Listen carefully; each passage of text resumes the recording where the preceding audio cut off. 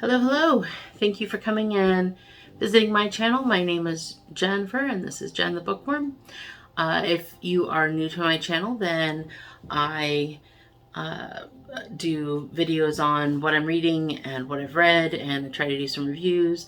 I try to do some comparisons between books and their adaptations and, fun tags and stuff like that. And so I hope that you will think that that's a good enough reason to come back again. And if you are a returner, then I appreciate you very much for coming and spending more time with me. So today I'm going to do my June wrap up. I'm going to do my June wrap up prematurely. I say prematurely because it is the last day of June today, but I still have one more book to finish, but I will finish it today. So this month I read 6 books, if I finish that one today, and I am partially through another book, which I will not finish today. So let's get to it. Let's see what I read this month. So I started off reading Nevermoor, and that's by Jessica Townsend, and it's such a cute book.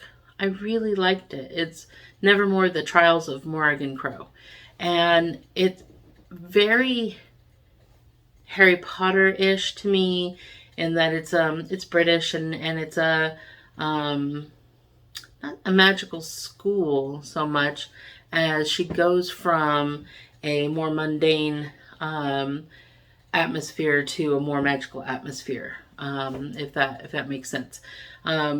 It's got some of the same whimsy and stuff that that Harry Potter had. It was just very good. But it also reminded me a little bit of Charlie and the Chocolate Factory, in that there was a person who was trying to get her to train under him so he could give her the keys to his kingdom, kind of thing. So it was a little bit Charlie and the Chocolate Factory, it was a little bit Harry Potter. It was very cute. Middle grade, very young adult. But I really enjoyed it. I read it because my daughter was reading it, and she wanted someone. She's still reading it, actually, and she wanted someone to be able to, talk to about the book, and I enjoyed it very much. I gave it 3.5 stars. Mostly I gave it 3.5 stars because it was good, but it wasn't like, oh my god, mind-blowing spectacular. But I would read the next one in the series. I thought it was very good, and if you have a kid or a niece or nephew or a friend who has a kid in the 10 to 12 range or whatnot, who would appreciate something like this is a really good book, and my daughter seems to be really liking it also. So the next book I read after that was The Outsider by Stephen King. Now I've watched the HBO adaptation to this like 3 or 4 times. I can't remember how many times, but I've watched it a lot. I really, really enjoy it. And my favorite character in there was Holly Gibney. I just really liked her, although I really liked the detective as well. So I picked up the book because I've watched the show and I've watched it several times. And I really wanted to see what was the same, what was different, and Stephen King and his slice of life ability is just, it's on point. So I really wanted to read the book. And I'll say the book and the adaptation are different, but they are not, I think the adaptation did a good job of taking the essence of the book and bringing it to life, but the book itself, it was a very good book. It was a very fun read. It was a fairly quick read, so I really, really enjoyed that. It reminded me a little bit of Green Mile, not in that they are at all the same story-wise, but in that it was almost like a mundane type of book. Not mundane as in mediocre, but mundane as in not supernatural kind of book up until it wasn't. And that's what happened with The Green Mile in me when I read The Green Mile. I almost forgot that there was a supernatural element to it because it's a Stephen King book. I I've never read a Stephen King book that didn't have a supernatural element. I don't know if there is one. But I almost forgot that there was a supernatural element until it appeared in the Green Mile. And so it was a little bit like that. I didn't forget so much as it just wasn't very heavily influenced by the supernatural until it was.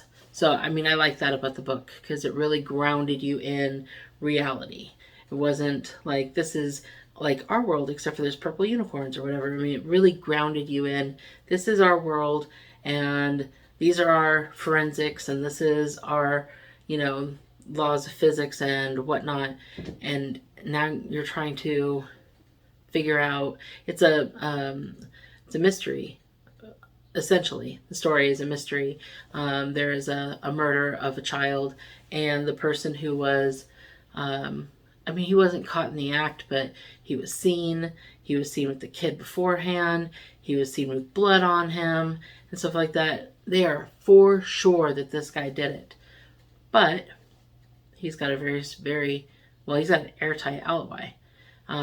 So it's kind of, who done it, how did he do it? There's all that going on. So it's a really good book if you like mysteries and stuff like that. If you like detective stuff, there's that in there. And if you like a little twist of supernatural in there, that's in there too. So I gave it a 4 stars. I really enjoyed it. The next book I read was The Black Echo by Michael Connelly. And that was definitely a straight up police procedural detective story. It was a really good book. It was very 90s. Very 90s. It was so nostalgia. Words. Let's rearrange. It gave me such nostalgia for the 90s. There was a lot of, like, he had a pager, and he had to use a payphone, and he had to keep change in his pocket. Who does that anymore? In order to make phone calls because someone paged him or whatever. There's no cell phones, and the computers are very archaic, and there's no such thing as Google and all that. So, I mean, that part was kind of fun. But also, with the fun nostalgia things that belong to the 90s, so were the problematic things of the 90s. Some of the words used, some of the phrases, some of the prejudices that we had back then. Some of us still have, but it's not as prevalent. It's not as common to use some of these words in polite conversation, or I don't know how you say it, but it's there were some words being used that would have been okay in the 90s. Shouldn't have been okay in the 90s, but would have been okay in the 90s. It's not okay now. So there was a little bit of that. But if you take it for what it is, and if you just remember when it was written, it's not the biggest part of the book or anything like that. It's just a little jarring.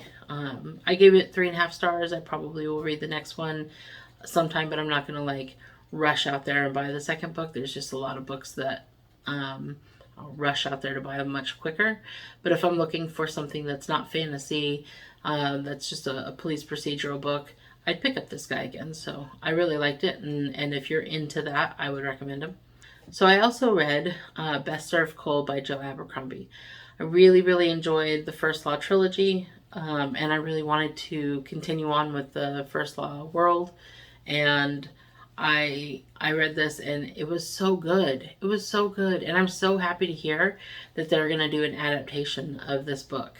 I think it will be very interesting to see how that works out. I also think it would be interesting because I wonder if they do an adaptation of this book, if then they will see that if it works, they'll do an adaptation of the First Law trilogy, and then it would be kind of a prequel to this, even though this came out book-wise after the, I don't know. But it's very interesting, and it was nice to see, it was kind of a new cast. I say kind of because there were a couple of people in there that you would know from the First Law trilogy. One of the main people in particular, but also just, and I don't want to say who because it was kind of like, oh, I remember, that person, and it was kind of fun to rediscover. But they make mentions of, they make a mention of Glocta, but they don't use his name. And so it's kind of interesting then when they put these kind of little Easter eggs into it. If you've read the first Law series, then you're much more in the know. Although you don't have to. You don't have to have read the first Law series. If you're watching this and you're like, oh, I'd like to pick that up, especially because they're going to do an adaptation sometime soon, but I haven't read the first 3. You don't have to understand what's going on. You don't have to at all. And as a matter of fact, if you read this first and then you went back and read the first Law trilogy, it would just give this a lot more context, but it wouldn't take away from the first Law trilogy to have known what's going on in this book, and it won't take away from this book to know what's going on in the first Law trilogy. So it was a great book, great standalone story.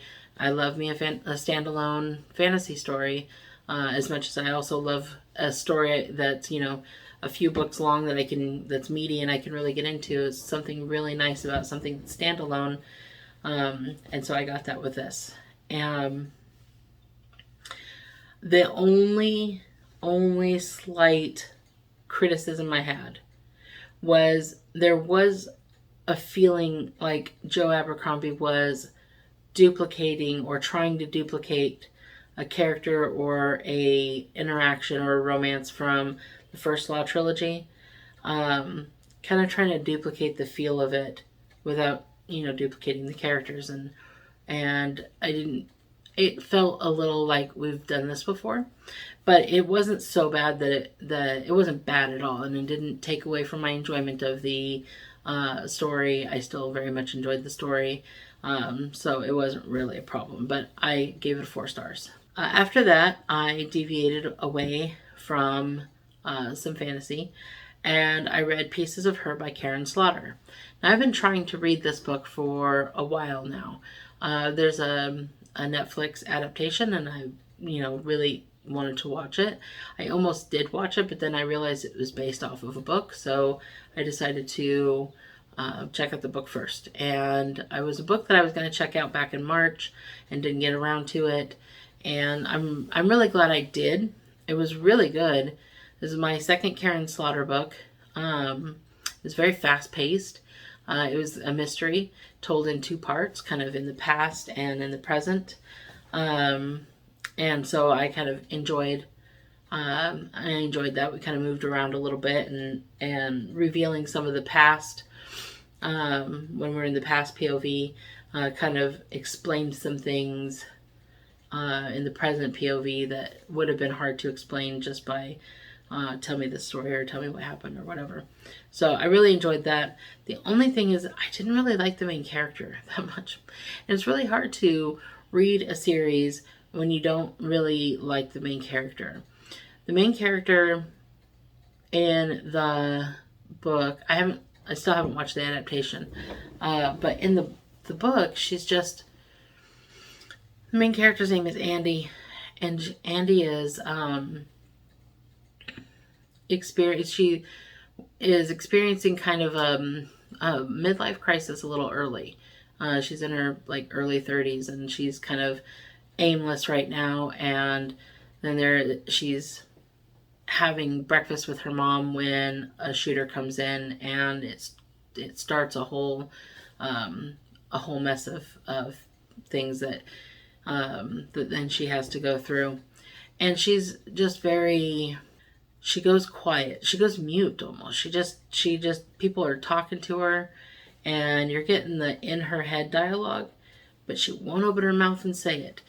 And there are lots of times when it's like you could move the story along here if you would just freaking speak, but I don't know, it was consistent. It was a character thing. It just was annoying to me. It was frustrating to me. I just wanted to reach in there and make her talk. Make her tell the police this, make her tell this person that. She was just sit there and stare at you like she was slow. And I didn't enjoy that because it frustrated me. It made me feel like she was supposed to be my liaison into this world, and she wasn't doing her job. I don't know. But I did like the book overall. It's just the main character frustrated me in that sense. And maybe if you read it, it wouldn't frustrate you in the same way. Maybe it would. but I still enjoyed the book. It had a lot of layered story elements to it. And I gave it a 3.5 star, which again, I just wanted to throw out there. I just want to throw out there a 3.5 star, at least for me, because everyone's got their own rating system and the reasons why they rate one thing or over another. 3 stars is not bad. 3.5 stars is not bad. If I really thought a book had problems, would be dipping into the 2-star range. So 3.5 stars. This is not a bad read at all. And the next book that I read / am still reading. This was the one that I'm not done with yet, but I've only got like an hour and a half left on the audiobook. I will finish that today. As soon as I'm done here, I got to go do some chores. I got my besties coming over tonight, and I like to pick up the house and make sure everything is copacetic before she gets here. So I'll finish it up within the next couple of hours. But I read Gone Girl by Gillian Flynn. Okay, so this book was not exactly what I was expecting. And it is a very interestingly told story.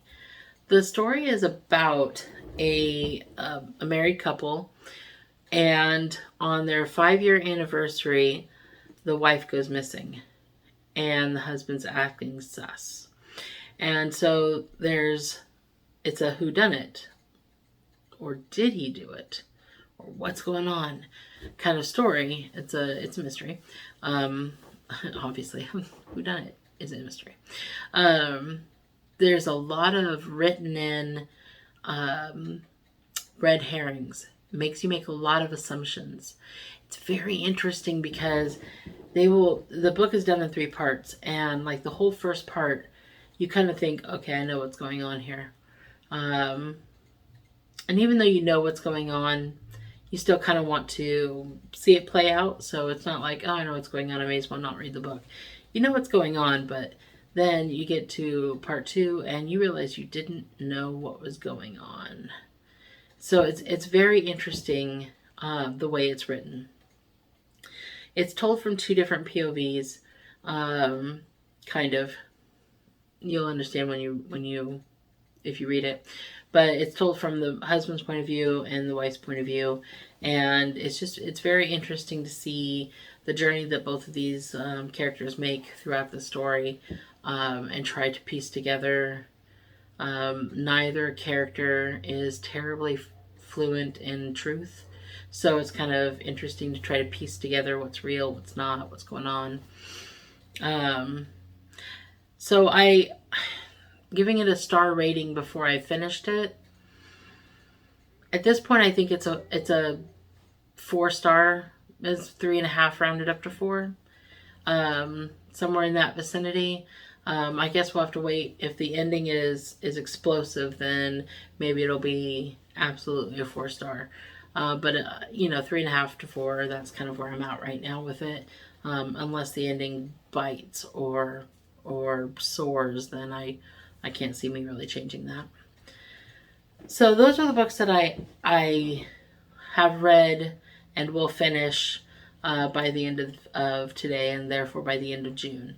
But I did start a book on my Kindle, and I unfortunately have not had the time to devote to just sitting down and reading very often. I started this book when I was taking my daughter to the doctor, and we were waiting in the wait room, and so I just kind of broke out my Kindle app and started a book.